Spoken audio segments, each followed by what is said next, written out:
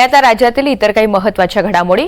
गडचिरोली आष्टी हा राष्ट्रीय महामार्ग असून या मार्गावरील काँक्रीटच्या रस्त्याचं काम पूर्ण झालेलं आहे, परंतु चामोर्शी तालुक्यामधील कुरुड या गावालगतच्या पुलाचं काम मागील 2 वर्षांपासून ठप्प झालंय। या ठिकाणी आतापर्यंत कित्येक दुचाकी चालकांचे अपघात होऊन त्यांना जीवाला मुकावं लागलंय। लोकप्रतिनिधी अधिकारी याकडे दुर्लक्ष करतायत। या सगळ्या संदर्भात घटनास्थळावरून आढावा घेतलेला आहे आमचे प्रतिनिधी मनीष रक्षमवार यांनी।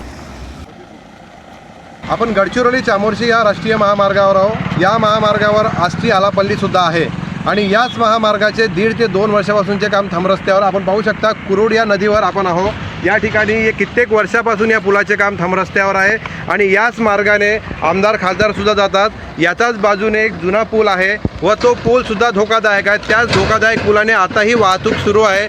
याकडे प्रशासनाचे पूर्णतः दुर्लक्ष आहे आणि या पुलाचे कोण ठेकेदार काम करतोय, कोण कॉन्ट्रॅक्टर आहे, कोण कंत्राटदार आहे, याकडे सुद्धा प्रशासनाने माहिती घ्यायला हवी। कारण की बघू शकता आपण त्या ठिकाणी सुद्धा रस्त्याचं काम पूर्ण थांबरस्त्यावर पडलेलं आहे आणि प्रवाशांना याचा त्रास होता। एक प्रवासी आपल्यासोबत आहे, आपण त्यांच्याकडून जाणून घेऊया ते काय सांगणार आहेत।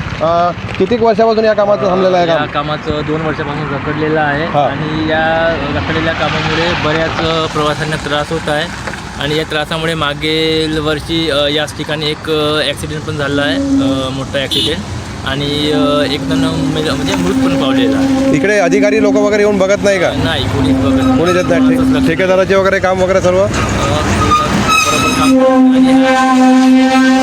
रखडलेला काम आहे। विचारल्यानंतर सांगतात की ते शेतकऱ्याचं काहीतरी केस टाकला आहे, त्याच्यामुळे तो रखडलेला आहे असं सांगण्यात येतं। त्याच्यामुळे अर्धवट बांधकाम राहिलेलं आहे वगैरे असं सांगतात। हे एक दुचाकी चालक होते। आपण बघू शकता या ठिकाणी सुद्धा भरपूर असे प्रवासी आहे की ज्यांना त्याचा त्रास होत आहे आणि कित्येक वर्षापासून या पुलाचे काम थांबरस्त्यावर आहे। याच महामार्गाने आमदार खासदार मंत्री जात असतात, याच मार्गाने अधिकारी सुद्धा जात असतात, परंतु याकडे प्रशासनाचं पूर्णतः दुर्लक्ष आहे। अपघाताच्या प्रमाणात वाढ झालेला आहे। कॅमेरामन गणेशसह मनीष रक्षमवार, NDTV मराठी, गडचिरोली।